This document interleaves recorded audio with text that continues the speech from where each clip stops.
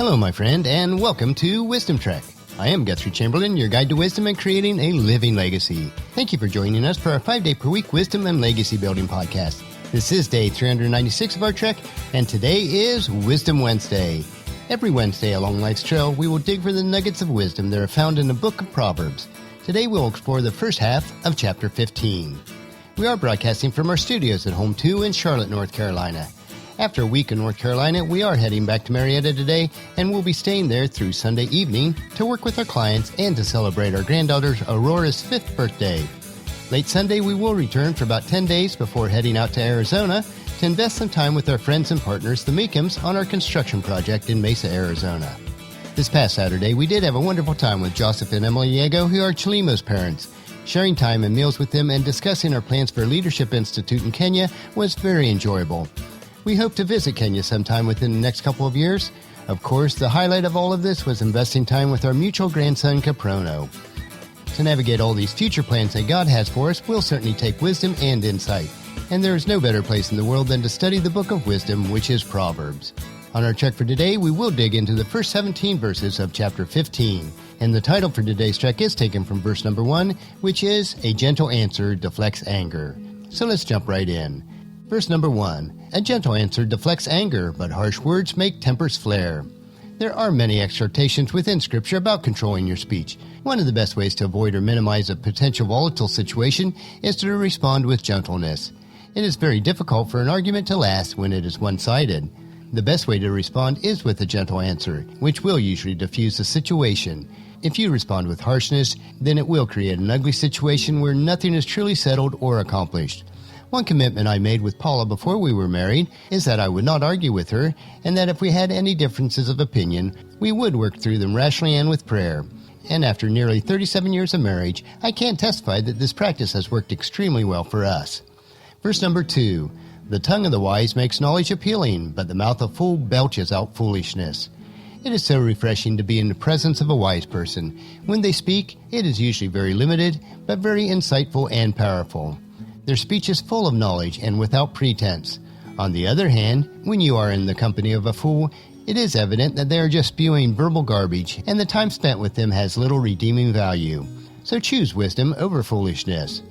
Verse number 3, "The Lord is watching everywhere, keeping his eye on both the evil and the good." God knows all things, and he even understands the thoughts and intents of our minds.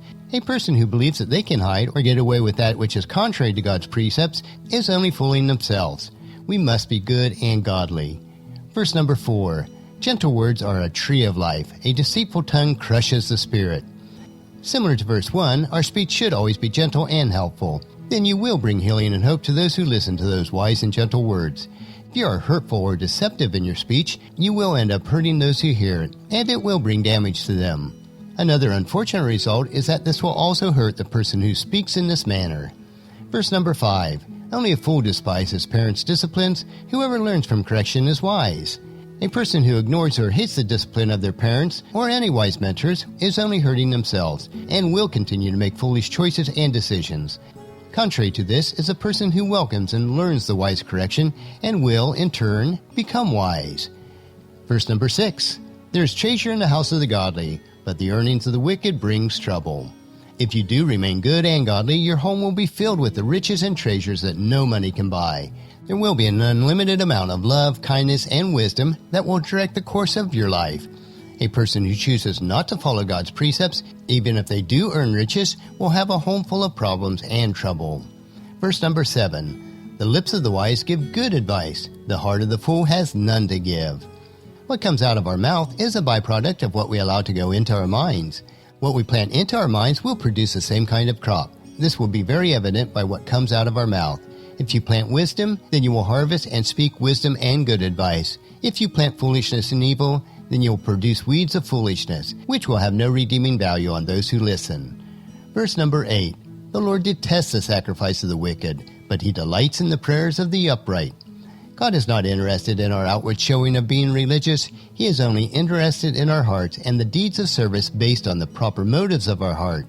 God is a personal God and wants to communicate with us through his word, and for us to communicate to him through prayer. External religious trappings are not what God desires, but a heart that loves him and others. Verse number 9, the Lord detests the way of the wicked, but he loves those who pursue godliness. Continuing the thoughts of the previous verse, God desires all his children to pursue godliness, which means knowing and following the precepts in his word. Those who refuse to follow the precepts are an affront to God, as he desires our fellowship with him. Verse number 10, whoever abandons the right path is severely disciplined. Whoever hates correction will die. It is not a trivial thing to choose a different path for your life than following God. Since God is the creator of all, he has set certain rules that we are to follow. These are for our own good because he loves us. When we choose a different path, we will fall outside of God's guidelines and bring harm on ourselves in many different ways. If we choose to continue down this path, it will eventually result in death to us. Verse number 11, even death and destruction hold no secret from the Lord. How much more does he know the human heart? God knows the beginning from the end of all things in time and space. Death and destruction never surprise him, since it is permitted by him as a result of mankind's general disobedience. If he knows all things, he knows the thoughts and intents of our hearts and mind in all that we do. Verse number 12, mockers hate correction, so they stay away from the wise. A person who is foolish and chooses not to follow God's precepts does not want to hear that they are wrong. They are so adamant about that they will avoid those who are wise so that they are not confronted with their mockery. Verse number 13, a glad heart makes a happy face. A broken heart crushes the spirit. You can tell when someone is glad and truly joyful internally because their face will reflect a happy heart. The opposite of that is a person who is struggling with real hardship that permeate their very heart. Even if they do put on a smile, it will be evident that they are dealing with a crushed spirit. Verse number 14, a wise person is hungry for knowledge, while the fool feeds on trash. This is a recurring theme, not only in Proverbs but in all of life. Who we are or become is controlled primarily by two related factors, who we invest time with and what we allow going into our minds. If you desire to be wise, you will invest time with wise people and absorb wise information.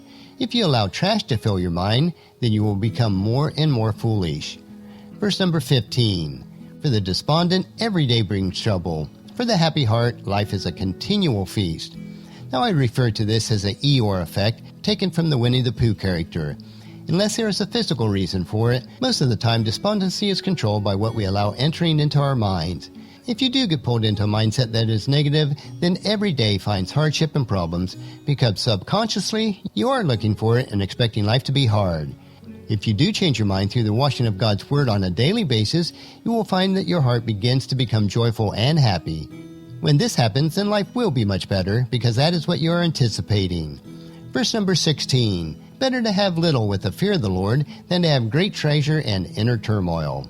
Wealth and material things never bring happiness or joy. You can have everything that money can buy and still be full of turmoil. When you chase after things, you will never have enough. The pursuit of more things only brings more turmoil. If you find your contentment and peace with God, then you'll have all that you ever need. Verse number 17, a bowl of vegetables with someone you love is better than a steak with someone you hate.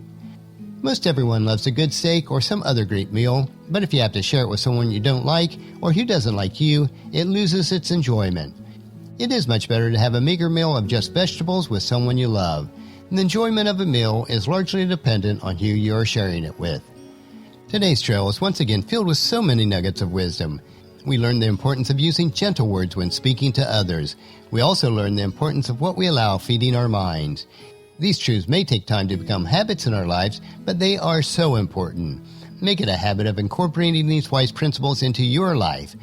Tomorrow we will have another short segment of Wisdom Unplugged, where we will uncover an inspirational quote. So encourage your family and friends to join us, and then come along with us tomorrow for another day of Wisdom Trek, Creating a Legacy. That will finish our trek for today. Just as you enjoy these daily doses of wisdom, we ask you to help us to grow Wisdom Trek by sharing it with your family and friends through email, Facebook, Twitter, or in person when you meet with them, and invite them to come along with us each day. If you'd like to listen to any of the past daily treks, they are available at wisdom-trek.com. And don't forget to subscribe to Wisdom Trek so that each day's trek is downloaded to you automatically. The journal for today's trek is available at wisdom-trek.com. Thank you so much for allowing me to be your guide, your mentor, but most importantly, I am your friend as I serve you through the Wisdom Trek podcast and journal each day. And as we take this trek of life together, let us always live abundantly, love unconditionally, listen intentionally, learn continuously, lend to others generously, lead with integrity, and leave a living legacy each day. This is Guthrie Chamberlain reminding you to keep moving forward, enjoy your journey, and then create a great day every day. See you tomorrow.